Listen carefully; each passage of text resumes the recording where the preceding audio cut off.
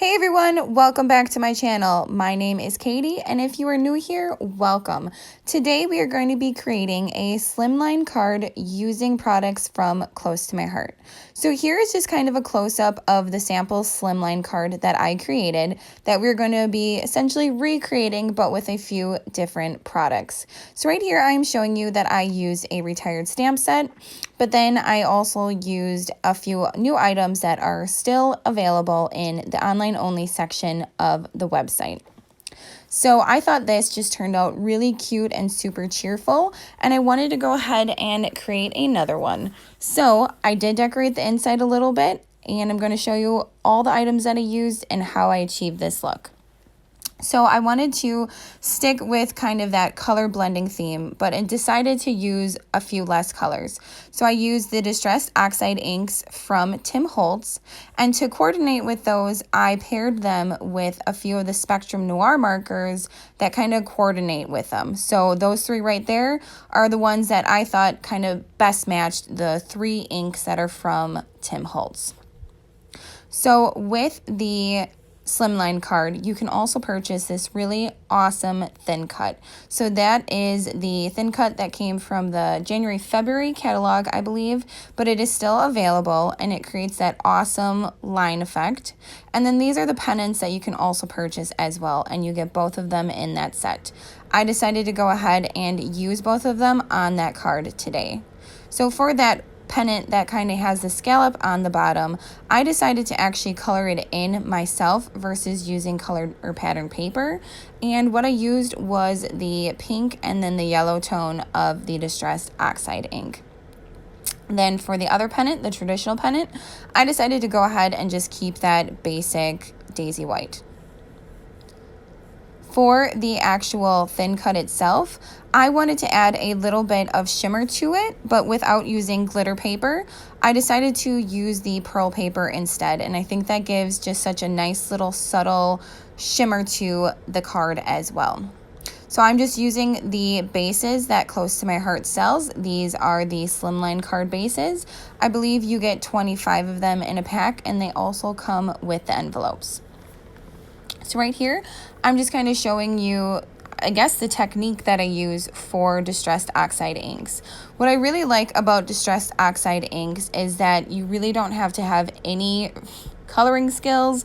You don't have to have any prior experience. You just kind of go until the blend looks good to you. So right there, I kind of started with the raspberry. I believe it's called Picked Raspberry. And I'm just kind of using the swirling method, starting off the paper and kind of going towards it. That way you don't get a big dot right in the middle of it. Then I'm moving on to the grape, I believe, seedless grapes or seedless preserves maybe is what it's called. So it's more of like a grape color, and I did the same thing, started at the bottom or off the page and then kind of moved up, circular motions throughout. Then I'm moving on to the mustard seed, and I just kind of do this until I get the blend that I like. Sometimes I'm flipping the card over just so I can get a better, coverage on it or better control over my, swirling, I guess you would say. So that is what I'm doing right here, is just kind of, I flipped it over. I do have a scratch piece of paper that I put my hands on because this is Distressed Oxide ink and it will oxidate with water, moisture, or oils on your skin. So I always keep a scrap piece of paper on hand just so I don't get fingerprints all over it. And again, just going back with that pink over that little overall the whole pink area and then over the purple area to kind of blend it. So this is not a very long process, but you definitely need to continue to go through it over and over again until you get the color that you see fit. And right now I currently only have the two little dauber holders, so you kind of see me going back and forth, taking off the pad and then kind of going back and dipping it back in. Those are definitely something that now that I'm definitely using the Distressed Oxide inks more, they're a really handy tool. You can use them with any ink. Actually, you could use them with the regular ink that Close to My Heart carries. You can use them with any ink that you have in hand. It doesn't need to be used for just Distressed Oxide inks. I would recommend using those with the pads for Distressed Oxide inks because it seems to have the best coverage, and the way that the ink soaks up on those little pads that come with it seems to be the best versus using other tools that are on the market. So this area right here, I think this is such a fun effect with the Distressed Oxide ink because you can see that that yellow and purple kind of created an orange. So that was kind of an added color to it as well. And then right here where the purple and the pink kind of meet, you get almost like a fuchsia color because that pink is a very bright like bubblegum pink.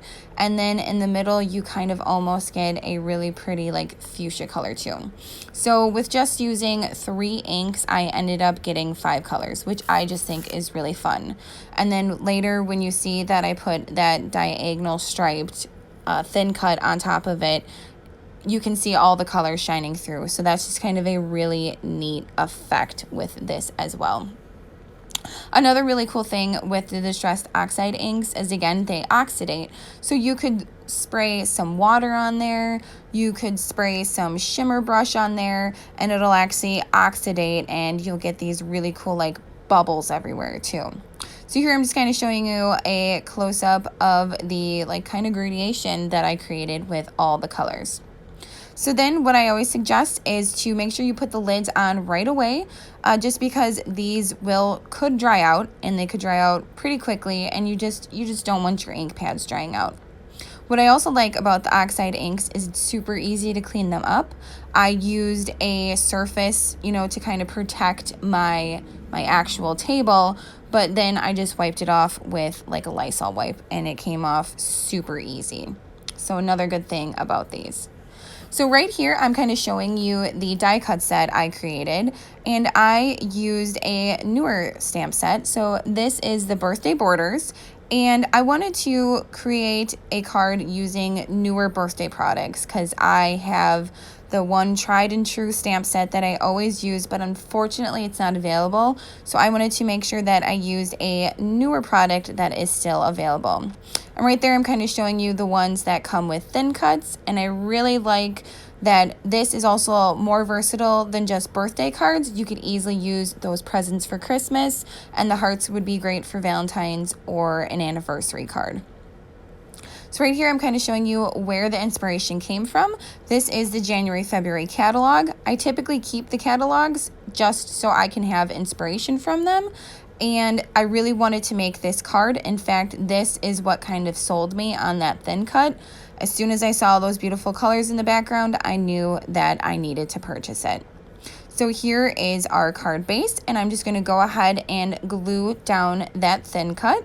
And I decided that, I guess through trial and error, the best glue that I found for me personally was the liquid glue, just because you get more wiggle room with the liquid glue than with a tape runner. So I didn't worry about getting on those super thin parts. I wanted to make sure that there was coverage all the way around, and then through those thicker slices, I guess, because the thin ones kind of scared me that that the glue would kind of squish out everywhere. So again, I just kind of put the glue where the thicker pieces were, and then just went ahead and laid it down. And you can see that I kind of offset it, but I'm able to squish it back in the right place, or where I intentionally wanted to put it. And that is the huge perk of liquid glue. So that is what the card looks like with that awesome striped. And right there, the card just looks awesome. That striped Thincut just adds such a cool feature to it. So then right here, I'm deciding, I'm going to place the pennants exactly where the original card were. You could easily put it right or left. First, I'm going to add some embellishing thread to it. I decided to pull out the silver again. And what I'm using for the back is just a little piece of washi tape to kind of hold it down. No one's going to know that you have washi tape that you're trying to get rid of because you bought way too much when it was super popular a few years ago. So it's also a great use to kind of get rid of some of your stash as well. So again, just using the washi tape, it'll hold it down just fine. Just kind of swirled it around a few times, and then I moved it around a little bit on the front just because I liked how I originally placed my original card. I didn't have it straight across. I kind of had it almost like a diagonal crisscross effect going on. So in the middle of that silver embossing thread or embellishing thread, I am using some retired products. So these are some enamel purple hearts that are from a few years ago, and I'm just kind of figuring out which color looks best. I only have the purple hearts. I'm not sure if they ever came in any other color, but since I used purple on my card, I thought it would all kind of go together. And then right here, I'm just kind of gluing the two pennants together. And I'm not raising the pennants, I'm just kind of going to put them down right on the card, and same thing using the liquid glue. In fact, I think on this whole card I only use liquid glue, which is pretty rare for me. I typically like the little handheld tape runner or my ATG gun, but this liquid glue seemed to work best. And then I did cut out 3 of the happy birthdays, and again, that's the stamp set and Thincut that it came from. I didn't know which color would look best, so I decided to cut it out in all 3. And right here, I'm just kind of deciding which one I think looks best. I decided to go with the purple. I think because the purple is right there towards the left, it kind of just pulls it in more. It would have looked great with any of them, honestly. For that sentiment though, I decided I wanted to, first I decided this needs some glitter. I probably should have done the shimmer background before I put down the Thincut, but sometimes inspiration comes later, right? So I decided to just like splatter the whole thing with that shimmer brush. And it's clear shimmer brush, so it gives this really nice shine to it without adding any extra color. So then I decided to put on that purple sentiment, and I decided to raise it with the thin 3 foam dots. I will be mailing this card, so I didn't want to add too much bulk, and this kind of gives a nice little lift as well without, too much lift on a card. I definitely like lift and dimension on the products that I create, but I like probably more dimension on my scrapbook pages versus my card, so that's why I really like those thin 3D dots. Then I'm going to add a few acrylic hearts. So those are the white acrylic hearts that I have had for quite some time, and I wanted to make sure I got those used up. I did put these hearts on the original as well, and I'm essentially just placing them exactly in the same place. So using kind of the thought process of 3 for decorating, it's the most pleasing to the eye. So kind of putting it in a cluster of 3 right towards the left. And I'm using the liquid glue again to kind of glue those down. I do find that this liquid glue is the best way to kind of glue them down. Then I used some glitter gems. So these are the silver glitter gems. And I really like the glitter gems because they are flat, they're self-adhesive, and the glitter is like in the inside, but they're still smooth. So it's not that it's kind of a rough surface, they're still smooth, flat little gems. So I really like to use them. Same kind of process, doing with the visual effect of 3, again, because it's the most pleasing. So I go ahead and put a few on the left and then 2 on the other side as well. And this kind of creates a good, nice shimmer balance throughout the entire card.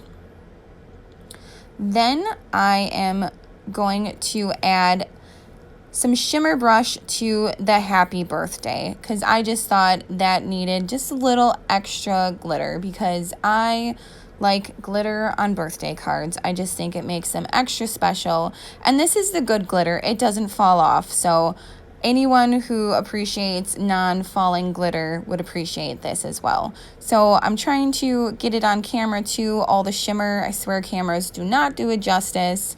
It is definitely shimmery and beautiful and bright. So then I move on to the inside of the card. So the inside, I essentially kept the same as the original card. The only difference is I stamped that directly to the back, and then notice that it actually bled through. So what I did this time was I stamped it and cut it out with that Thincut. And this time I'm going to put it in the middle instead of off to the side. I honestly think it looks good both areas, but for this one, I decided to just change it up a bit. A sentiment comes from the exact same stamp set as well. So it is the birthday borders. And then right here, I'm showing the 3 inks that I used. Those were the 3 inks that I thought coordinated the best with the Tim Holtz inks. And I decided to go with grape. And right here, I'm just showing you how awesome these are. They open so easily. They're magnetic. My table is metal, so it sticks right to them. So I think it's just great that they have a magnetic backing, because when I am inking, they don't move at all. So I'm just going to go ahead, ink that up a little bit. It is already pre-seasoned since I used it on the prior card. And then I go ahead and kind of stamp that in the middle. And then I'm just going to kind of glue that down with the liquid adhesive as well. So it kind of gives a nice little raised effect just because it is also the thin cut, but not, again, too much bulk since I will be mailing this. So here are the 2 cards. Right here, you can see that they're definitely different colors, but still the same kind of concept and idea, which essentially has been my theme for a long time. I like to make cards almost exactly the same, but a little different. As always, thank you so much for joining me on my crafty little adventure. Please feel free to comment below which one you liked better. Personally, I think both of these are super cute and the recipients are going to love them, but I just like getting everyone's thoughts and opinions. Crafting is absolutely the best community to be in, and I appreciate everyone on here. Thank you for all my new subscribers, all the thumbs up, and the sweet comments that I've been getting. I really do appreciate each and every one of you.